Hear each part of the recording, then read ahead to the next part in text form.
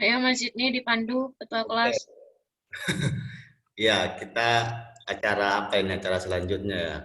Biasa seperti pertemuan-temuan sebelumnya yaitu problem akademiknya itu apa dari kalian kan begitu kata Pak Amin bahasanya. Saya mau bertanya ini Mbak, ada problem akademik yang menggelisahkan dari diri saya yang belum ketemu jawabannya. Boleh ya?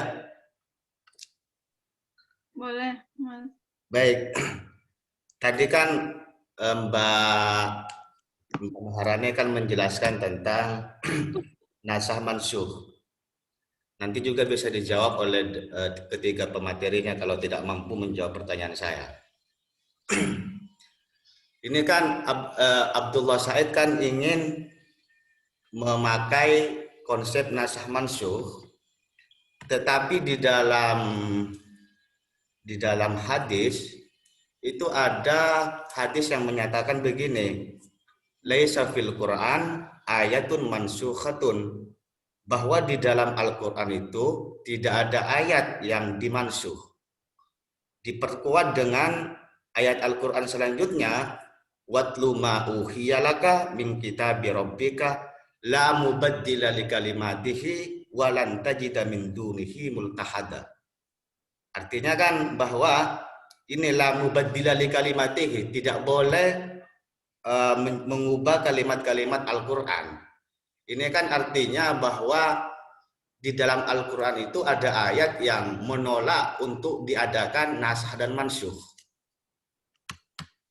Karena itu pertanyaan saya kan begini, kenapa kok Abdullah Said itu seakan-akan ingin sekali memakai teori nasah mansuh. Seperti yang saya sampaikan tadi bahwa di Al-Quran itu ada ayat yang sangat tidak membolehkan untuk melakukan nasah mansuh. Dari ketiga pemateri nanti saya minta pandangan terkait ayat yang saya sampaikan tadi sama hadis itu bagaimana.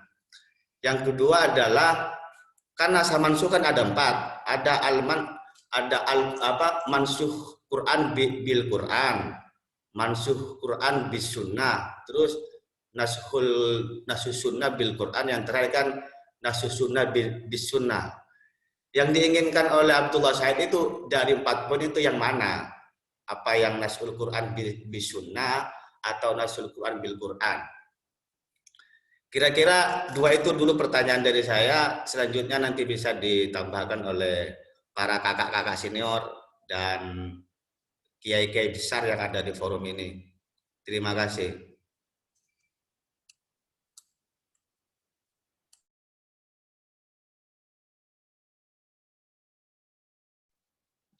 Pemakalannya cuma saya saja.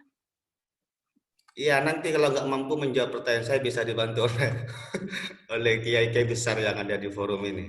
Ada Kiai Arif Rahman Hakim yang jadi ketua MUI di Kalbar.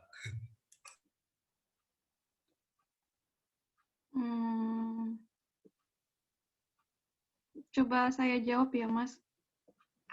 Tadi mungkin sekilas ayatnya yang diturunkan, tapi Abdullah Said di sini bukan menegaskan ayatnya yang diubah, tapi itu penafsirannya yang diubah. Mungkin boleh saya bertanya kembali, nah ayat ataupun hadis yang Mas sebutkan tadi itu diturunkan pada saat kondisi seperti apa, nah gitu.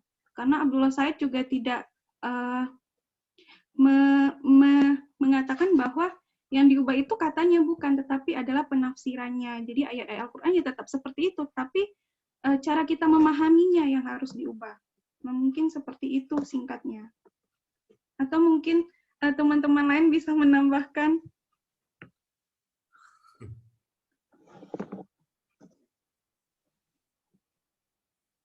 Iya, Pak. Yang saya maksud itu bukan kalimat ayat Al-Qur'annya, itu jelas sekali tidak boleh dirubah sampai hari kiamat. Itu udah non tafsir. Dan saya pertanyakan kan tentang bahwa ada hadis yang menyatakan bahwa laisa fil Quran ayatun mansukhatun, bahwa Al-Quran itu tidak boleh dinasih dan dimansuh. Diperkuat dengan ayat Al-Quran, watlu ma uhiya laka min kitabi rabbika la mubaddila li kalimatihi walan tajida min dunihi multahada. Yang saya maksudkan, ya maknanya Al-Quran itu bukan kalimat Al-Qurannya. Nah, dari situ kan bagaimana kita menyikapi ayat Al-Quran sama hadis yang saya sampaikan barusan terkait nasakh mansuh yang di usul fikih itu pun juga diterapkan begitu kan. Ini kan ada dua hal, karena kan ada yang menerima tentang nasakh mansuh, ada yang menolak sesuai dengan apa yang saya sampaikan itu. Kira-kira begitu, Mbak. Monggo yang lain, Kiai Abdul Salam, Kiai Hayat, Kiai Khaidir untuk bicara tentang konteks ini. Mohon bimbingannya, saya masih junior di sini. Terima kasih.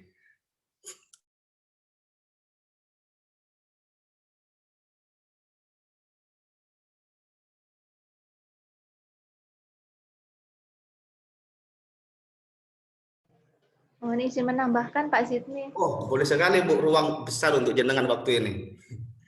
Ya, jadi terkait dengan nasakh mansuh tadi kan kita kembali ke asumsi bahwa wahyu Allah itu diturunkan kepada Nabi kan melalui realitas budaya pada waktu itu ya. Jadi yang mungkin yang di nasakh mansuh itu terkait dengan tindakan. Kan kalau kaitannya dengan etiko-legal itu kan tindakan atau perbuatan ya yang ditafsirkan.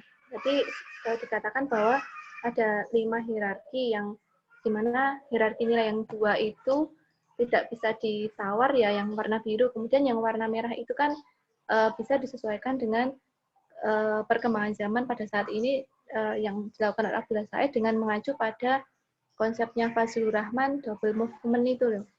Nah, mungkin itu jadi tetap mengacu pada teks dan konteksnya seperti itu. Mungkin itu saja sih. Semoga ditambahkan yang lebih paham mungkin. Oke Mbak, oke Bu, terima kasih Bu jawabannya Bu, sangat mencerahkan sekali kepada saya. Monggo yang lain kalau ada yang mau dipertanyakan, bagi saya sudah selesai, pertanyaan saya sudah dirampungkan oleh jawaban Bu Anem.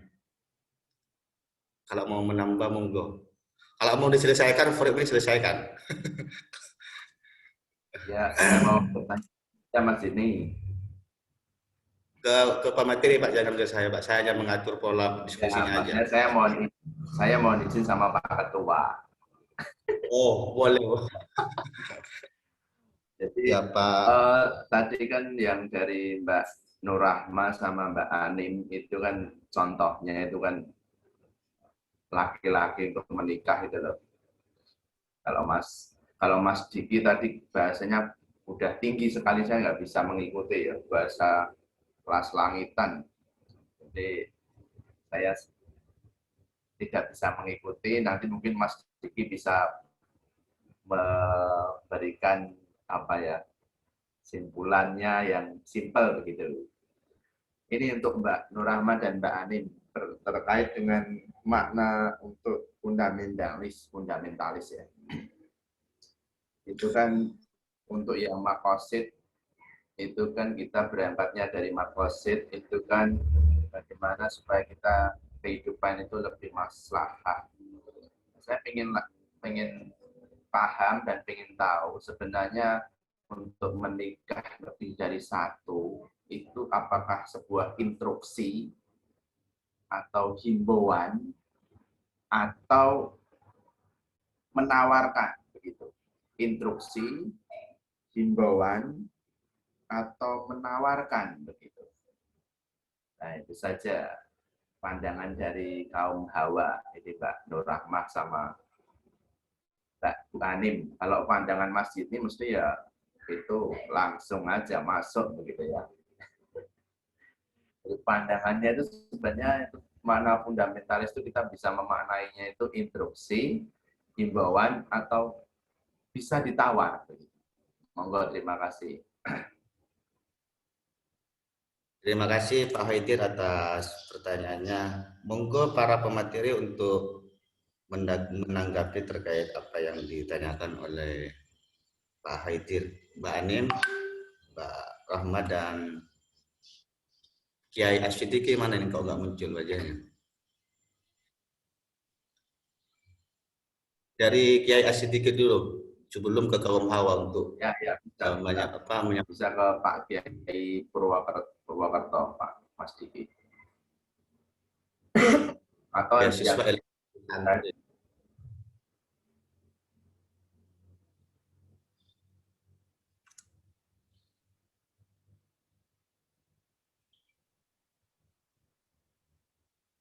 yang sudah ada aja Mas ini siapa monggo biar bisa kebagian semua nanti Mas. Monggo siapa aja boleh di sini untuk menyampaikan terkait Pak yang Haidir, mohon ditanyakan oleh. maaf. Pak Ketua, mohon maaf, saya mau angkat di Boleh Mbak, silakan Mbak, bebas waktunya untuk jenengan. Pak Haidir tadi pertanyaannya tentang ini ya, apakah poligami itu diperbolehkan atau tidak menurut Al-Quran? Gitu ya, Pak Haidir? Bukan diperbolehkan atau tidak. Jadi makna fundamentalisnya terkait dengan yang dicontohkan tadi terkait Putus-putus ya?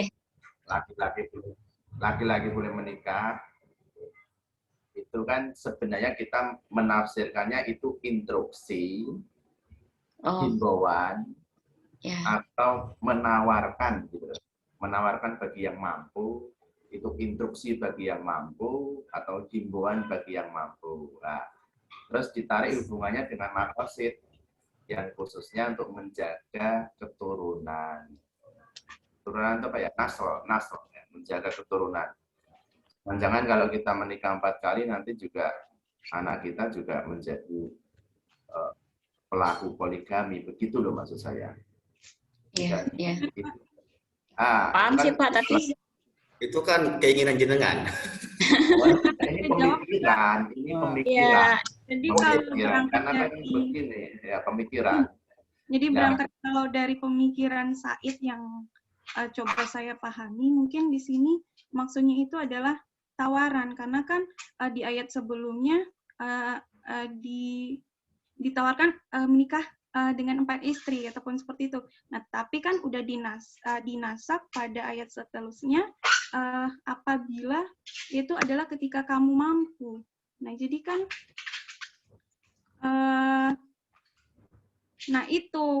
kaum tekstualis keringkali menangkap bahwa itu adalah ya sunnah ya harus dikerjakan. Nah, sedangkan di antara sunnah-sunnah itu kan masih banyak sunnah yang lain. Kenapa sih harus memilih itu gitu? Nah, jadi kalau berdasarkan saat itu harus berdasarkan kondisi saat zaman sekarang atau kondisional seperti itu. Mungkin Bu Anim bisa menambahkan maksudnya. Iya.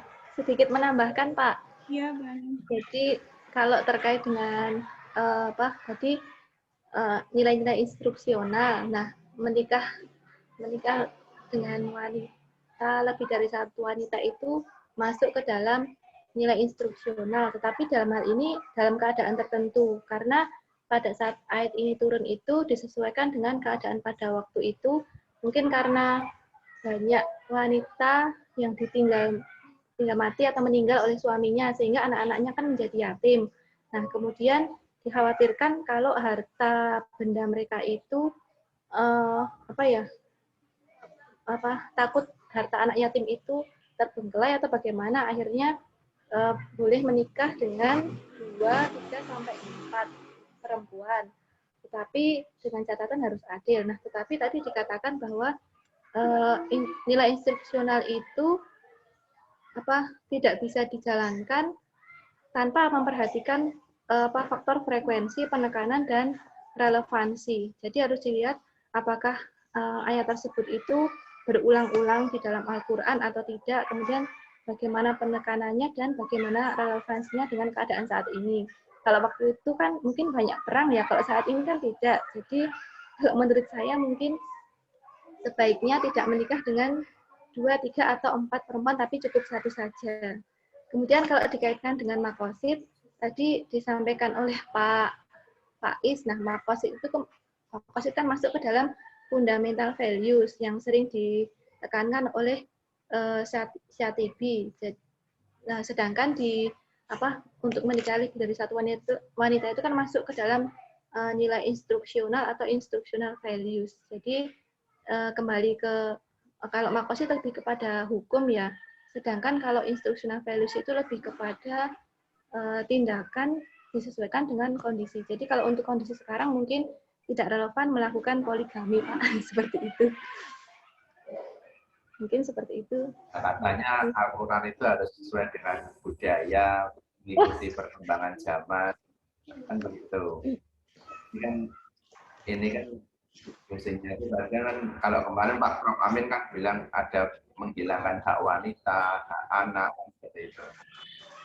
Tapi kadang laki-laki ini terus menjustifikasi sunnah. Nah, kalau dari perempuannya kok mau dipoligami apa kira-kira? Tinjauannya apa? Kira-kira ada yang mau dan ada yang tidak, itu apa ya? Kayaknya nggak ada yang mau dan ada yang makanya janjinya, ini menurut Ustadz ya, janjinya itu akan dijanjikan masuk pintu surga dari salah satu pintu. Lah, surganya banyak jalan Pak Hadir selain itu. Oh, gitu. Bentar. Sekarang nanya ya. kayak gitu ke perempuan sama aja kayak nanya ke laki-laki. Laki-laki mau nggak disunat 2 kali? Nah kayak gitu, sama aja. cuman menarik juga. Kalau nggak adil ya. Pertanyaan Pak Hadir menarik juga. Kalau misalnya dikaitkan dengan keadaan saat ini kan banyak ya, mohon maaf, banyak juga saya sendiri menemukan banyak teman-teman saya yang mohon maaf karirnya bagus, kemudian mapan, kemudian sudah cukup umur, bahkan sudah di atas kepala 3 dan 4, tetapi juga belum menemukan jodoh. Bukan mereka nggak mau ya, tapi entahlah apakah ini benar karena adanya riset yang menyatakan memang populasi wanita itu melebihi populasi pria. Nah, kalau melihat keadaan saat ini, apakah terus poligami menjadi semacam dianjurkan atau gimana?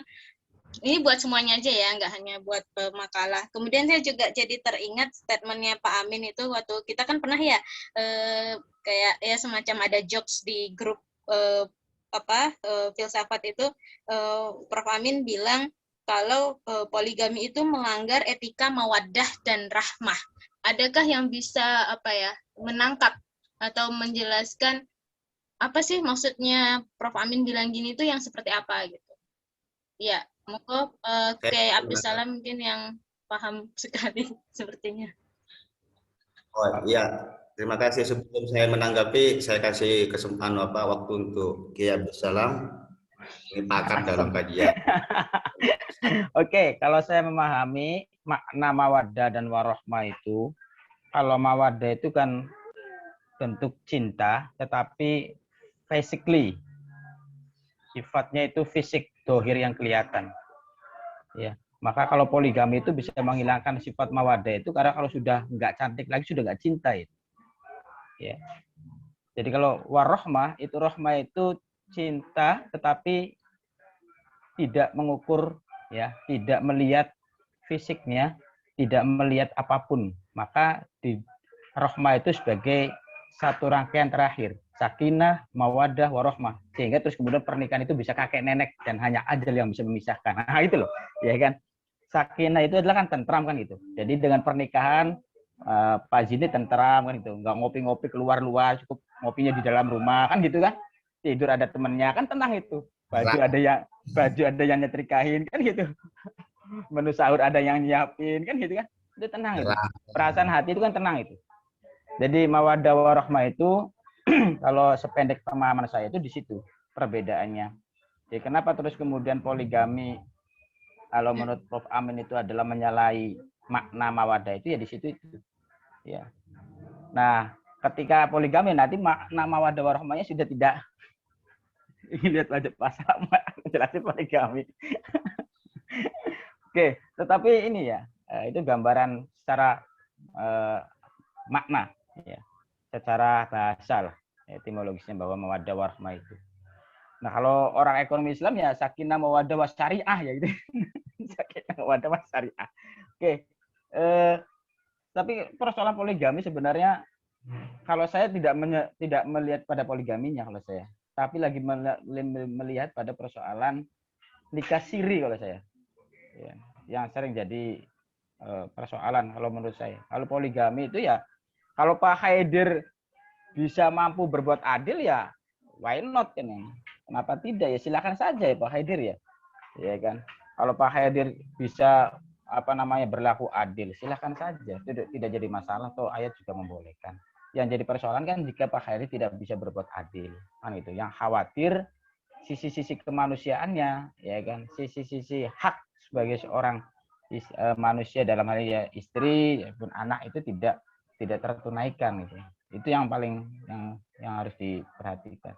Nah, pertanyaan sekarang begini, bagaimana kalau seumpama ya kan ada orang yang senangannya karena takut sama istrinya ketika poligami nggak diizini, terus kemudian malah melakukan suatu perselingkuhan, ya kan?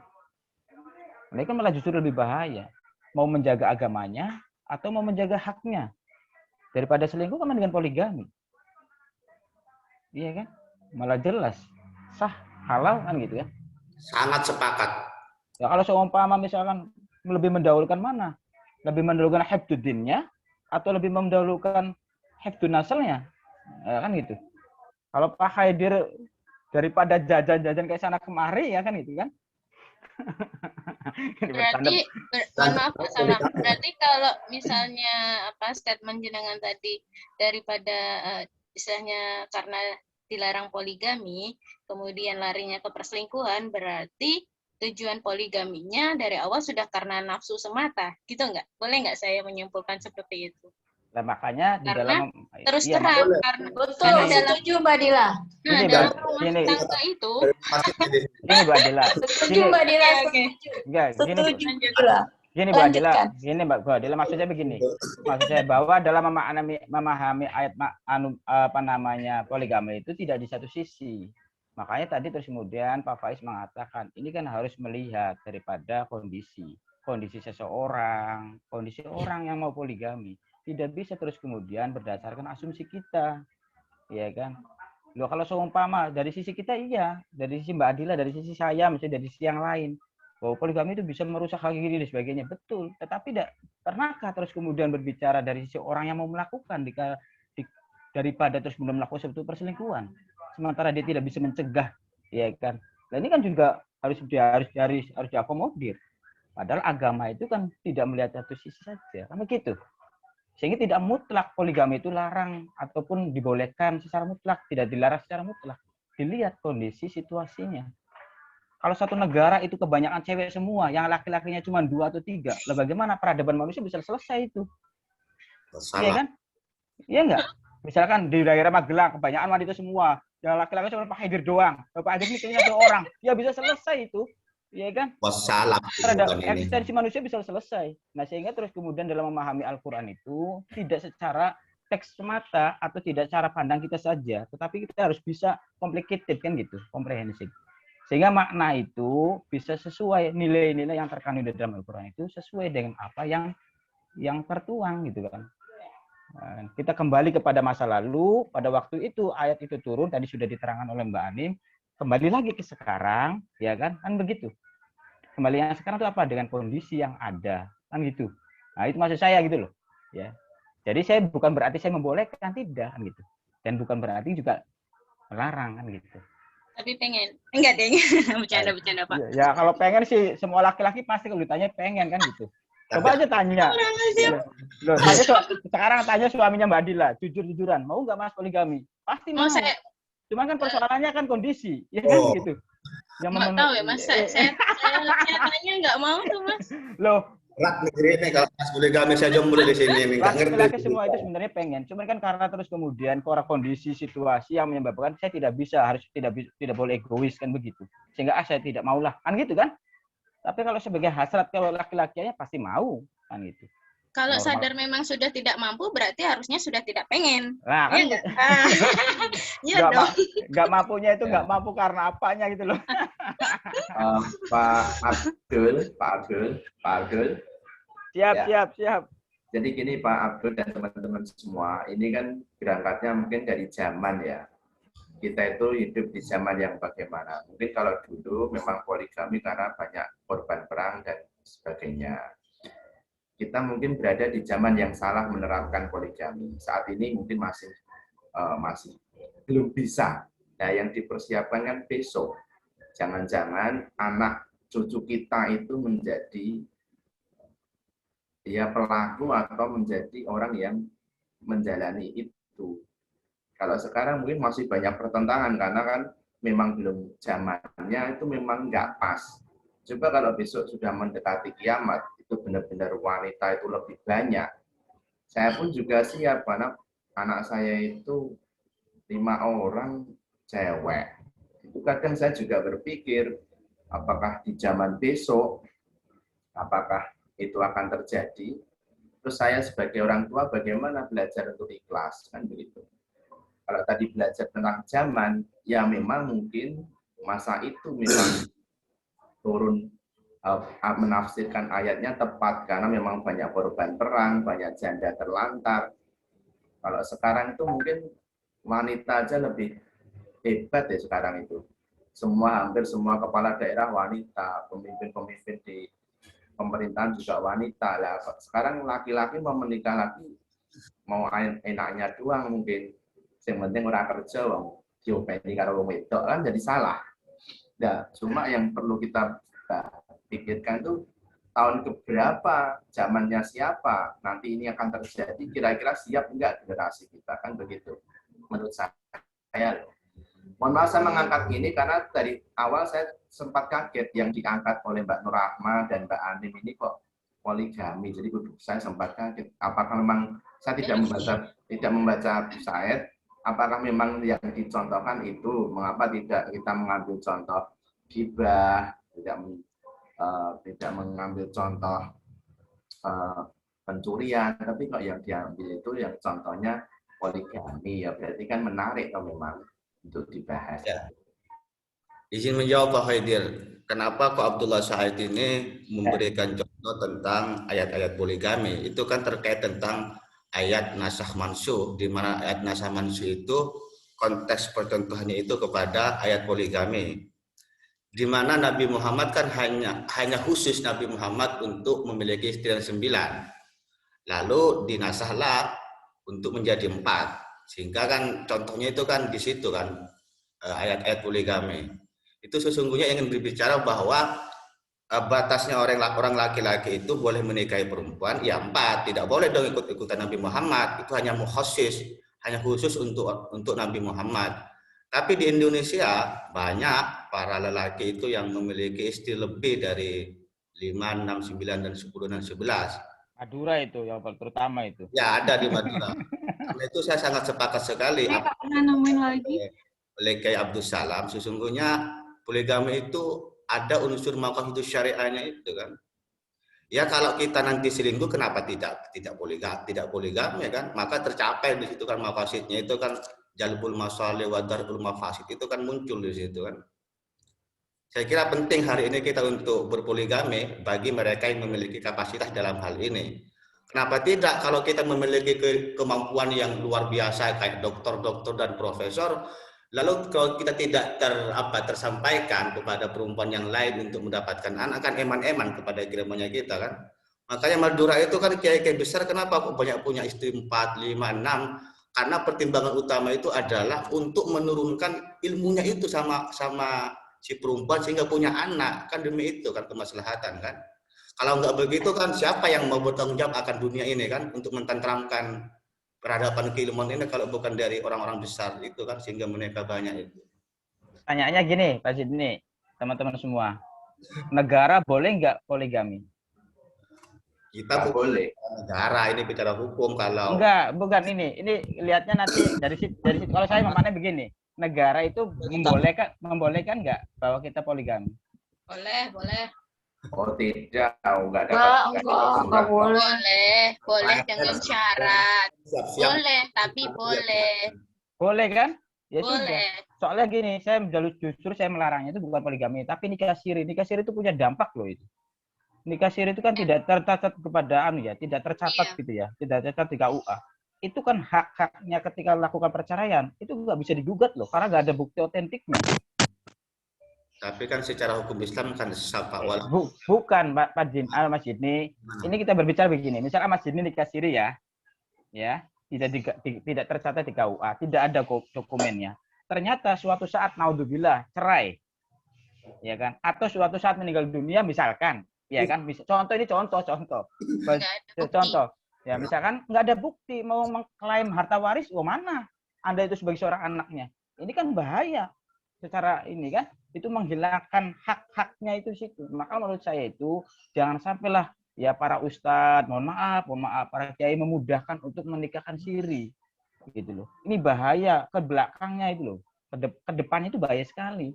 Malah justru gentle aja, datang ke KUA, tercatat, mau poligami 3-4 silahkan. Nanti hak-haknya anak dan haknya istri di kemudian hari ketika terjadi satu persoalan itu bisa terakomodir oleh negara. Sekarang begini, iya kan? Sekarang kalau sama anaknya Mas Jidni, istrinya mau mengklaim harta warisnya, ngomong sama keluarga Mas Jidni, "Loh, kamu istrinya Mas Jidni, Bu?" "Iya, Bu." "Mana buktinya?" "Kamu anaknya?" "Iya, Bu." "Mana buktinya?" Mau diklaim di mana? Ayo. Klaimnya gimana? Mohon ikut diskusi Pak Salam. Oke, silakan. Oke. Monggo. Terkait dengan aturan di pemerintah, memang untuk PNS ya, ini berbicara tentang PNS sendiri itu sesuai dengan PP nomor 10 itu kan menandakan bahwa pemerintah itu melarang untuk poligami sebenarnya. Untuk melarang poligami karena ya mungkin yang disebutkan tadi Pak Salam tadi itu. Tetapi itu di sisi PNS-nya Pak. Tapi kalau misalnya itu kepada masyarakat umum, saya kira banyak yang melakukannya karena dia itu merasa sudah mampu. Tapi untuk aturan-aturan terkait kepegawaian memang itu tidak diperbolehkan karena ada pasal 10 itu. Jadi PNS nggak boleh berpoligami. Kalau itu sampai ketahuan itu akan bisa dikatakanlah dicopot dari PNS-nya itu aturan dari pemerintah sendiri. Jadi itu yang menghinggapi di sistem hukum yang ada di Indonesia itu sendiri. Jadi kalau masyarakat umum ya silakan, para kiai kalau dia mampu ya kenapa tidak. Sebenarnya kalau saya melihat dari Abdullah Said ini sendiri bahwa itu kan menjembatani saja dari perubahan hukum yang dulu sampai ke abad yang 21 ini. Dia menjembatani bagaimana dia memberikan solusi terhadap perkembangan yang terjadi saat ini gitu kan. Seperti poligami. Kalau sekiranya orang itu mampu, kenapa tidak kan gitu. Nah, kalau ditanyakan kepada kaum Hawa memang nggak setuju karena ya itu takutnya suaminya takut nggak bisa adil gitu. Padahal suami bisa adil karena dia sudah mampu gitu kan. Mungkin itu tambahan dari saya. Iya bisa adil apa Pak Setiawan? Itu kenapa Pak boleh? Saya juga mau ikut nimbrung nih. Jadi menarik soalnya. Bagaimana? Iya bisa adil apa ya? Jaminannya bisa adil apa ya Pak Setiawan? Terus saya tuh terus terang nggak suka yang apa sih? Maksudnya ini pendapat pribadi aja ya. Yang kapan hari itu Pak Haidir ya Pak, yang nge-share ada itu loh Pak semacam training poligami. Jadi kesannya poligami itu kayak suatu gerakan masif yang perlu didorong itu loh, yang gimana how to convince istri, gimana meyakinkan istri agar mengizinkan saya poligami segala. Ini apaan sih kayaknya? Maksudnya tuh kita belum paham esensinya diberlakukan itu seperti apa, tapi udah main seolah-olah itu produk yang oh iya sunnah Rasul dan bla bla bla. Iya memang sunnah, tapi kan memang ada kriteria-kriteria tertentu gitu loh. Buktinya aja Rasul nggak sedia loh anaknya Fatimah dipoligami, ya nggak? Tidak begitu Mbak apa yang Lindeng sampaikan. Jadi begini Bu Adila. Monggo lanjut. Oke, kalau misalnya berbicara adil itu ya mungkin kita kan melihat Rasulullah itu kan suri tauladan bagi kita kan. Mungkin ya adil dalam konteks begini.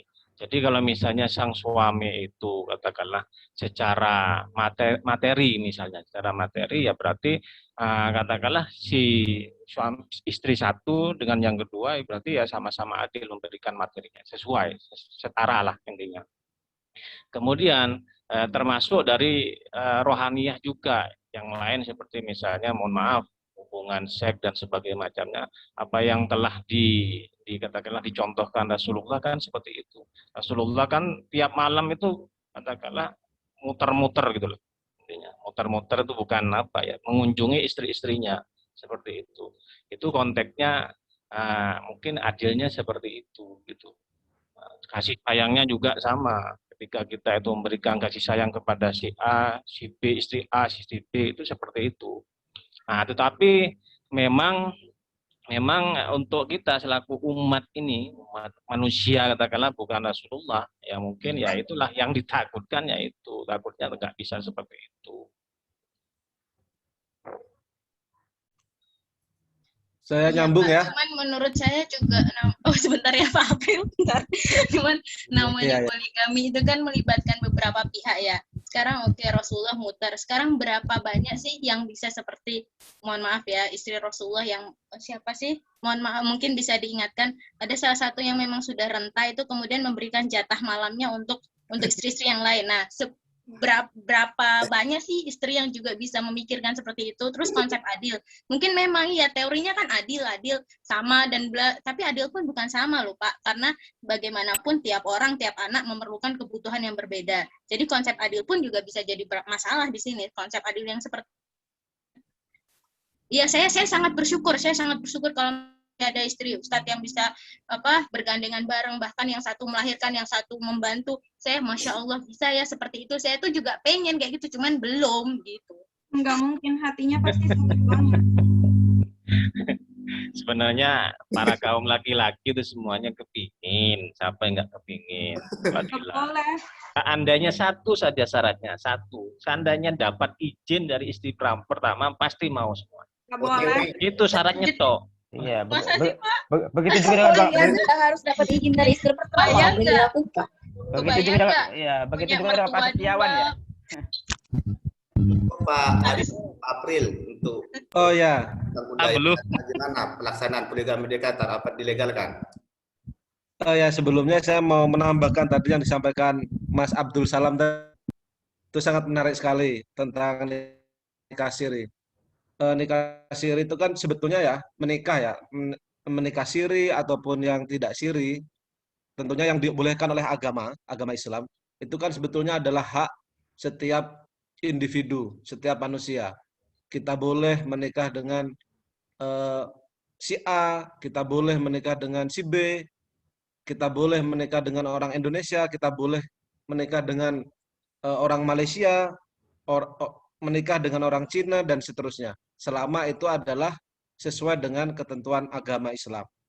Nah, kemudian mengapa negara kita, negara Indonesia itu lebih mengedepankan nikah yang secara tidak siri, ya, nikah yang resmi tidak siri.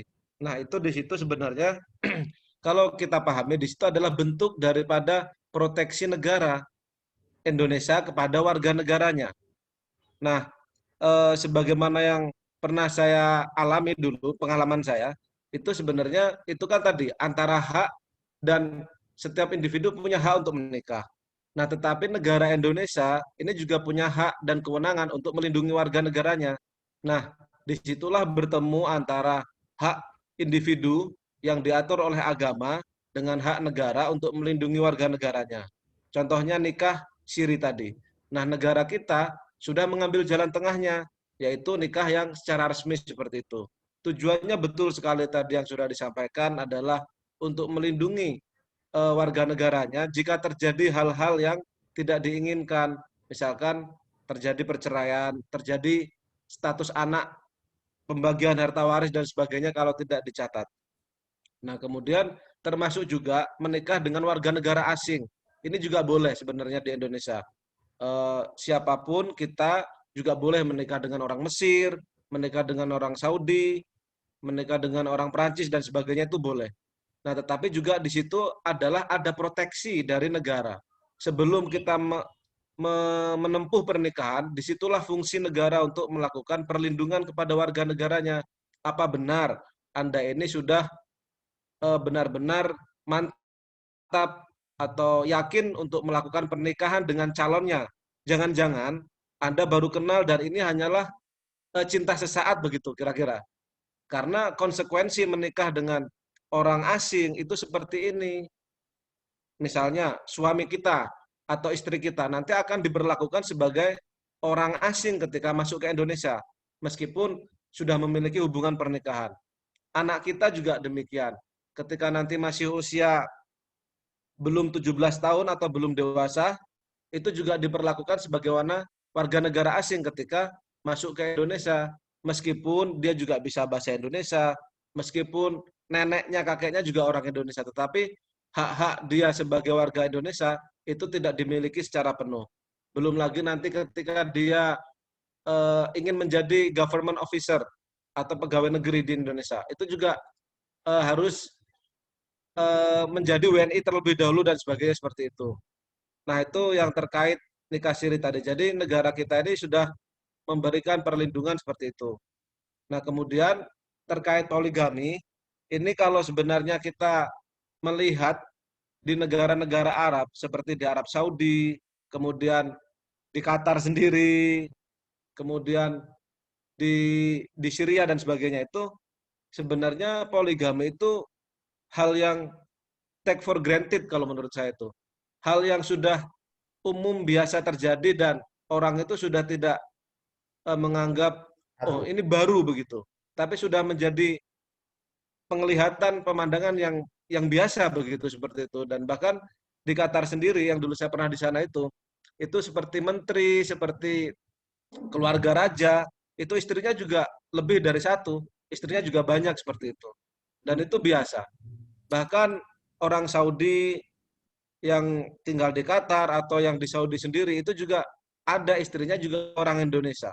Orang Qatar sendiri punya istri orang Qatari, kemudian menambah istri itu dari orang Indonesia, dan itu kami sering diskusi seperti itu. Itu hal biasa seperti itu kalau di Arab. Nah, di Indonesia ini memang masih sedikit agak belum, iya masih agak sedikit seperti itu. Mungkin dikarenakan budaya timur seperti itu dan budaya-budaya kita yang mungkin masih agak tabu menyikapi hal seperti itu, dan berbeda ya tentunya dengan circumstances yang terjadi di negara-negara Arab seperti itu. Itu saja mungkin dari saya. Kalau boleh tahu, Pak April, kalau yang antum tahu, yang jenengan tahu, kalau di negara-negara Arab itu reason for poligami itu lebih karena apa? Karena mohon maaf ya, saya sendiri sebetulnya poligami itu kan memang maksudnya syariat Islam. Saya bukan yang menentang ya, cuman kadang oknum yang melakukannya itu membuat seolah-olah itu sesuatu yang tanda kutip kayak ya tidak patut lah seperti itu. Karena mohon maaf, banyak juga yang karena tidak boleh diizinkan poligami, akhirnya dia menceraikan istri pertamanya, kemudian menikahi perempuan baru yang dia pengenin itu. Menurut saya kan udah jelas nggak maslahah ya dari awal tuh udah tujuannya. Kemudian juga belum lagi yang seperti kayak Pak Besan sampaikan, karena dilarang poligami akhirnya selingkuh tuh. Kok solusinya malah solusi yang ke negatif terus sih, kayak yang sesuatu yang tercela seperti itu. Jadi kalau begini menurut Mbak Adila, pada dasarnya poligami boleh, kelar lah ya. Pada dasarnya. Jelas. Ya, kelar. Tetapi kan dipertimbangkan aspek pada pribadi masing-masing. Sehingga kalau terus kemudian bahwa adanya poligami justru malah menimbulkan madorot, itu ya punya hukum yang berbeda. Kan begitu. Kan melihat situasi dan kondisinya. Nah, pun pula ketika seseorang daripada melakukan satu perselingkuhan, yang malah hifdzuddinnya tidak bisa tertunaikan, juga bisa mempunyai makna hukum yang berbeda pula. Kan begitu. Jadi saya kira tidak akan bahkan selesai lah, ya kan, berbicara, karena sudah ranahnya ya sudah ranah perspektif masing-masing. Ya kan. Nah, terkait dengan yang isu nikah siri, ada nggak sanksi negara bagi pelaku nikah siri? Ya kan. Misalkan Mas Yudi mau nikah nih, tapi nggak pakai catatan KUA, sah secara agama, datang ke kiai, sah nikah. Ada nggak sanksi negara? Nggak ada sanksi negara itu. Ya kan? Coba ada nggak sanksi negara? Nggak ada. Nah, ini yang terus kemudian negara harus tampil di sini sebagai nilai protectingnya. Harusnya memberi sanksi. Ya kan? Jangan memberi sanksi gimana? Jangan mudahlah kiai-kiai, ustadz-ustadz yang menikahkan dengan nikah siri gitu loh. Karena punya dampak gitu loh. Banyak sekali loh nikah siri itu. Ya kan? Hanya secara agama, tapi nggak pernah melihat ke depannya nanti kalau ada persoalan negara tidak bisa mengakomodir, ya kan? Karena nggak punya bukti, susah kan? Kan gitu. Nah disinilah sebenarnya ya kan harus ada satu pertimbangan para kiai, para ustadz itu jangan mudah menikahkan siri gitu seseorang. Kalau ada datang, Pak mau saya mau nikah siri, mohon maaf ya kan, saya nggak mau ya kan. Bukan berarti apa-apa, tetapi lebih menjaga hak-hak daripada kedua belah pihak di kemudian hari, karena tidak terdokumentasi dengan baik. Ya. Sebenarnya nikah siri atau nikah tidak siri itu kan istilah kita itu kan. Nikah ya nikah kan gitu kan. Siri itu kau Pak, nikah siri dan jahri kan gitu kan. Ya kalau siri itu sebenarnya kalau saya memaknai ya, siri itu nggak usah undang-undang, kalau jahri yang undang-undang kan gitu aja sih. Tapi tetap di catatan KUA kan gitu kan. Tapi terus kemudian nikah siri itu nikah yang diam-diam, tapi tetap undang KUA kan gitu. Sebagai perwakilan daripada negara kan gitu. Tapi tidak usah pakai rame-rame kan gitu kan namanya juga siri. Kalau jaring undang-undang kita kan gitu kan. Itu sebenarnya. Nikah mut'ah aja, Pak. Nikah mut'ah lagi itu lebih. Aduh, itu tambah. Aduh, benar-benar. Data primer dan sekunder terkait tentang siri dan poligami. Solusinya nikah mut'ah itu. Iya, Pak Diki ketahuan ya aslinya. Nikah mut'ah gitu kan, nikah mut'ah gitu. Saya pernah 2 kali Pak menikahkan janda. Pak April, gimana? Kalau orang-orang sana motifnya lebih ke apa ya? Kan di sana udah common ya mau poligami itu.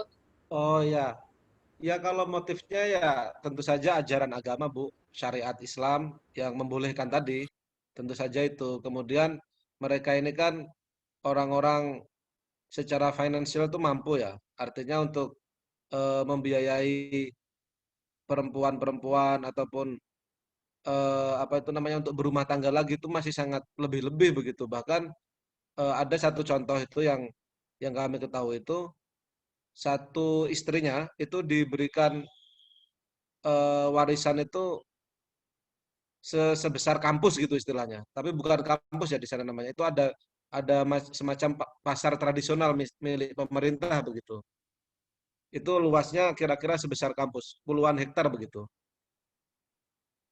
Nanti istri yang lain diberikan hotel dan sebagainya seperti itu. Ini masukan bagi Mas Zidni nih ke Qatar, Pak. Zidni, itu pernah menikahkan janda nikah siri itu dibawa ada catatan KUA-nya enggak? Enggak lah Pak, siri Pak. Lah itu dia, ada 2 janda nikah siri sama PNS diam-diam takut ketahuan. Ayo, ikut nyumbang dosa loh. Ayo kalau ada mudaratnya ikut kena dosanya. Panjenengan harus bertanggung jawab loh nanti. Tidak ada masalah dan saya ngasih pikiran ke saya. Panjenengan secara hukum agama mungkin bisa selamat ya, tapi hukum yang lain Anda harus bertanggung jawab lah kalau sampai terjadi hal-hal yang di ini. Cepat kalau menurut saya Mas ini cepat-cepat itu di ini ya. Kalau mau disahkan ada tajdidun nikah gitu, atau isbatun nikah kan gitu. Itu gini Pak, pertama itu dia kan anak SMA ya hamil di luar nikah. Jadi kan tidak bisa untuk nikah ke KUA, harus menunggu lahirannya kan. Sementara dari keluarga kan harus nikah begitu loh. Makanya pakai nikah siri alternatifnya dan lahir sudah selesai di nikah KUA kan udah lahiran. Aman. Oh ya, kalau sudah di KUA ya jadi masalah kan gitu. Kalau sampai sekarang belum di KUA ini yang jadi masalah. Sementara yang nikahkan aja belum nikah kan gitu kan. Itu ya. Tambah masalah. Jadi jadi sebenarnya kalau hukum Islamnya sendiri bukannya nggak boleh ya nikah misal pas hamil di luar nikah ya udah tunggu ngelahirin lah baru nikah. Iya begitu Mbak kalau. Cuman dia takut hukum sosial kan. Nah itulah bahayanya kalau manusia lebih takut hukum sosial dibanding hukum Allah. Saya dulu pernah penelitian terkait dengan nikah di usia dini itu. Itu para hakim itu kan KUA kan nggak bisa menerima begitu saja tanpa ada surat persetujuan dari hakim itu pengadilan. Jadi nanti yang bersangkutan itu datang ke pengadilan untuk minta surat persetujuan. Nanti seorang hakim itu akan memutuskan diperbolehkan atau tidaknya, dan kebanyakan diperbolehkan karena kebanyakan kasus itu hamil. Nah, karena hamil itu terus kemudian pertimbangan hakim itu adalah lebih pada persoalan maslahah, tasarruful imam manutun bil maslahah kan begitu. Jadi dia membolehkan dikasih izin kan karena itu. Tapi kalau tidak karena itu biasanya tidak akan diizini. Nah, biasanya orang-orang yang modelnya tadi sudah dinikahkan oleh Mas Mazin itu tidak mau repot-repot datang ke pengadilan gitu. Karena terkait dengan aib, tidak mau dengan aibnya diketahui oleh orang lain gitu. Jadi udahlah simpel aja, udah dikasih aja, nggak usah ke pengadilan gitu. Nanti kalau sudah lahiran baru aku KUA. Nah, itu cuman ya ini tugas kita bersama lah, tugas saya terus panjenengan bagaimana bisa meliterasi masyarakat. Malah ngasih bingkisan ke saya, Pak.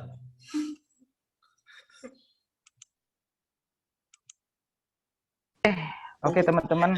Data premier dan sekundernya. Gimana? Kiai Hayat mau menyampaikan data premier dan sekunder terkait nikah siri, poligami dan lain-lain. Monggo Pak Kiai Hayat. Terima kasih Pak Zid. Nih ikut nimbrung ya Pak. Ini apa? Ini juga pelajaran sih buat saya. Bahwa kadang-kadang kan saya dalam posisi moderat ya, tidak ke kiri dan tidak ke kanan ya. Nah, tetapi memang fakta menunjukkan ada loh misalnya laki-laki ini yang cerita nih istri loh dengan saya ini. Jadi ada suami-suami yang punya, mohon maaf, nafsu yang luar biasa gitu deh. Sehingga setiap waktu itu ya istrinya harus mandi. Menakutkan itu, Pak. Ya benar, Pak. Memang ada faktanya seperti itu dan ini kan tidak bisa dikesampingkan. Nah, sehingga dalam satu kesempatan itu istrinya kewalahan memang. Nah, istrinya kewalahan. Nah, sehingga ketika istrinya kewalahan ini ya suaminya mau gimana lagi kan? Ya, Nah, pengecualian kali ya, Pak. Bukan, Bu, ini realita, Bu. Ini kan realita yang mestinya menjadi perspektif yang lain.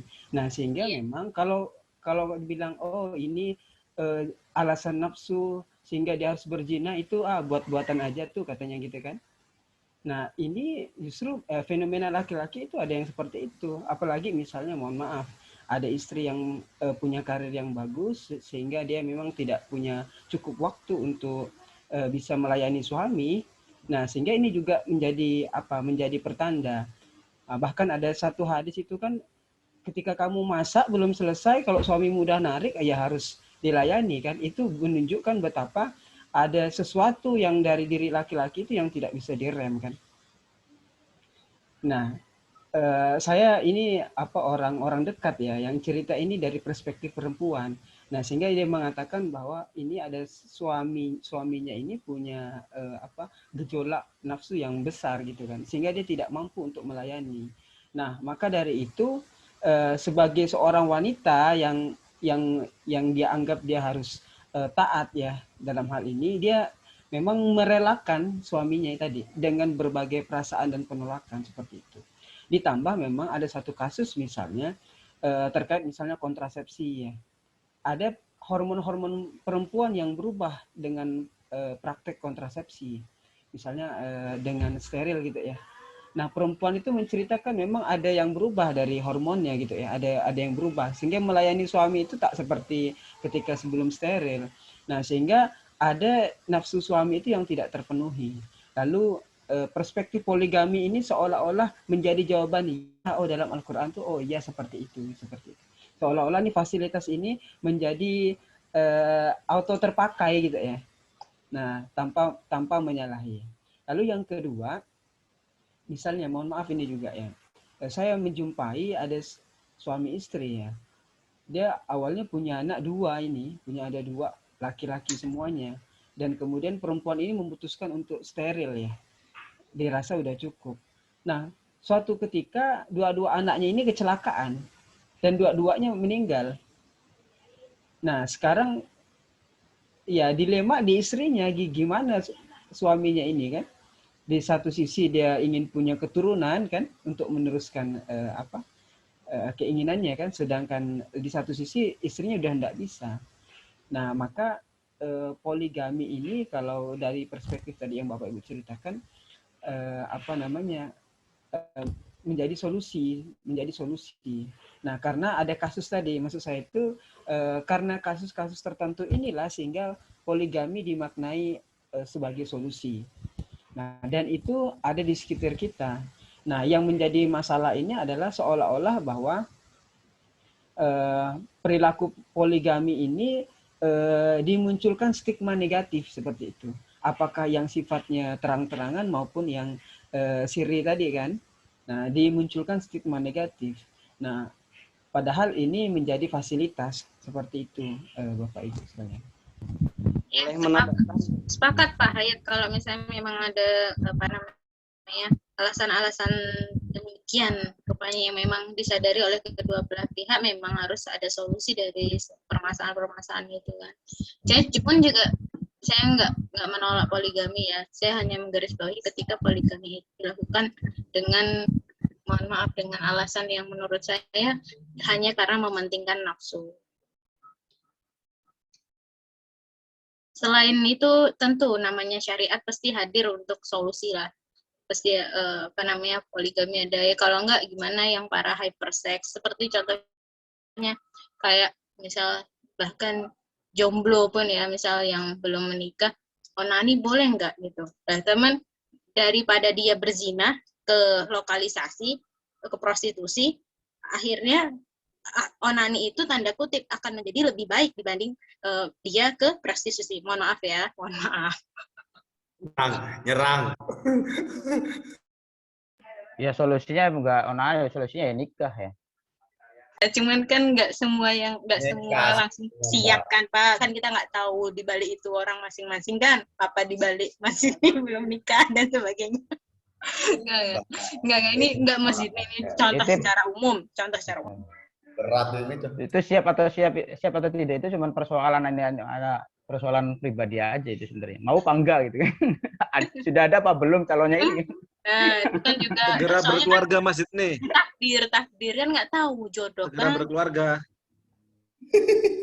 Jodoh itu di tangan Tuhan, tapi umur 30 ke atas Tuhan sudah lepas tangan. Itu astagfirullahaladzim. Dan kesehatan Pak Haidir anaknya ini yang pertama ini. Tolong Pak dikondisikan Pak. Pikir ulang Pak kalau sama Pak Zipi Pak. Enggak. Case-nya di Qatar itu juga teman-teman, orang-orang ekspatriat yang bekerja di perminyakan, di Qatar Gas dan sebagainya itu kan banyak yang sendirian mereka itu hidupnya. Istrinya dan anaknya itu di Indonesia. Nah, kadang itu ada juga yang agak nakal gitu. Mereka itu menikah diam-diam sama orang-orang yang baru datang ke Indonesia gitu yang masih single. Nah, waktu itu pernah memang minta legalisasi seperti itu ke KBRI dan itu memang kami tidak beri itu. Kami tidak mau memberikan legalisasi itu. Karena dulu pernah terjadi katanya waktu tahun-tahun 2010 sebelum saya datang itu ada yang sudah punya anak, punya istri tinggal di Indonesia, dia tinggal sendiri di Qatar, kemudian nikah siri. Nah, tetap istrinya nggak tahu. Di kemudian hari istrinya ini menyusul ke Qatar, ceritanya tuh. Istrinya datang ke Qatar ingin berkunjung ke suaminya kan. Nah, ternyata sudah punya istri suaminya. Akhirnya yang terjadi ya keributan di situ, bahkan sampai ke KBRI ributnya itu untuk dimediasi. Ya. Monggo tinggal 1 menit, mungkin ada yang bisa memberikan statement khusus. Pak Haidir kayak jam digital aja Pak Haidir. Ya. Jadi dari wahyu, nabi, dan budaya, saya melihatnya itu. Tentang batas bagaimana memaknai ya. Kalau saya lebih ke budaya, ya memang mungkin poligami ini ya nantinya akan jadi budaya. Budaya yang nanti kita tidak tahu masifnya kapan, tidak tahu. Perlu dipersiapkan. Tadi teks kontekstual untuk dari pandangan Abdullah Said. Begitu nih saya. Ya, semoga semuanya bisa baik memaknai dan mendapatkan ilmu dari materi hari ini ya, dari Abdullah Said. Amin. Ya, itu dari saya. Mungkin sudah selesai Mas ini jam 11. Bu Anim, Bu Rahma mungkin ada closing statement. Monggo diwakili oleh Kiai Firman. Dari perspektif perempuan saya kira juga perlu ya. Ya Mbak Ica ini belum juga nih, kayaknya perlu kita mendengarkan perspektif statement terakhirnya. Bu Rahma, Bu Anim, Bu siapa lagi sih? Bu Aisyah. Ya monggo dari Bu Ria. Dari Fatmawati ya silakan. Karena terkadang juga yang dari kaum hawa monggo kesetaraan gender perempuan itu kadang. Gitu loh. Pak, kami tidak bisa apa-apa karena lelaki lebih mendominan di sini. Ya Dan jangan aturannya gitu. juga berpihak Bu. kepada Kita harus laki-laki. Tidak begitu berpikirnya, Mbak. bukan begitu, Bu. Kita harus ideal di sini. Harus proporsional. Iya, tapi Bu Ria, semuanya kembali kepada laki-laki ya kan, Mbak Adila? Saya keluar duluan Bu Ria biar agak berimbang ya Bu ya. Saya izin Pak keluar. Hayat juga mau izin. Oke. Pak Hayat Biar berimbang Bu. Silahkan, silahkan. Ya, saya juga Sabar, Pak. ikut Pak Hayat. Jangan, kalau Abdul Salam jangan itu kuat di sini. Saya ikut depan rumah saya masjid deh. Ini sudah ada jam digitalnya. Oh iya, mau Jumatan ya. Ya udah kalau Oke. gitu kita close Saya- aja lagi. Saya Kita pamit, lanjutkan saya lain pamit. kali ya. Kita Jumatan dulu yang Oke. laki-laki karena wajib. Ya. Ya, daripada poligami ya, itu ya. Terima kasih, mohon maaf. Assalamualaikum warahmatullahi wabarakatuh. Waalaikumsalam. Waalaikumsalam warahmatullahi Terima wabarakatuh. kasih semuanya. Mohon maaf lahir Izin batin. pamit juga semuanya. Assalamualaikum warahmatullahi Ya. wabarakatuh. Terima kasih, semoga selalu sehat. Atur nuwun. Pak Haidir, Pak Ya. Haidir. Pak Haidir di mana nih? Di rumah. Di Jogja? Maksudnya Di di rumah rumah di Magelang atau di mana? Izin pamit, Mas. Di sana Magelang gimana, Mas? Oh, saya lagi di Temanggung nih, Pak. Waduh. Di Temanggung. Iya. Oh, udah pulang ya? Udah ya. Udah di rumah Makasih ini. Pak Apri, oleh-olehnya kemarin itu. Oh iya, Mas, sama-sama.